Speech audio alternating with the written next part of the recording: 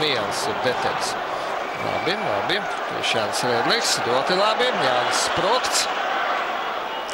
Kur Ripa mūsu zonā paliek. Joprojām neizdevās Jānim izmest Ripa apmalu. Un Kris Holts. Ai, tomēr Ripa vārtos. Tomēr ieslēdz Ripa vārtos. Jau likās, ka Holts to piespieda, bet laikam tomēr nē. Hola, nē?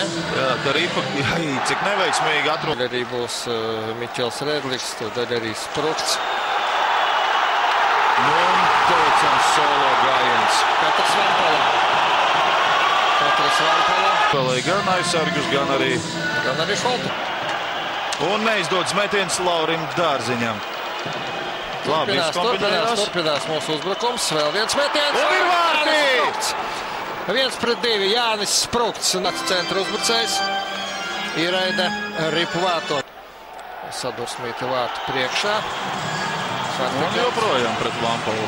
Jā, viņi tur meklēja viens otru. Meklēja un atrada. Droši vien kā abiem nāksies atpūsties uz noraidīto soliņu. Es domāju, ka tagad gan nāksies. Nespēja rimties neviens ne otrs. Dārziņam izdarīt metienu, Kvins šķiet. Un noraidījums Lauris Dārziņš, visu cieņu. Palotēšanu Žirūs viņam. Tur var kliegt vai nekliegt, bet tomēr arī Lauris tiek sodīts ar 2 minūtēm. Varbūt pārāk teatriāli, pārāk... Jā, bet joprojām mainieki uzbrukumā. Kuznecovs.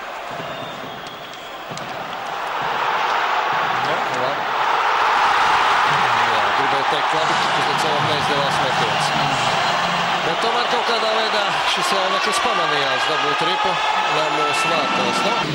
Bez veiksmes, protams, šādas vārdas nav iespējams būt. Jā, kā lai neatceras tagad to Hartigana trāpījumu. Tagad Gatspēle beigusies. Ķertišnīs.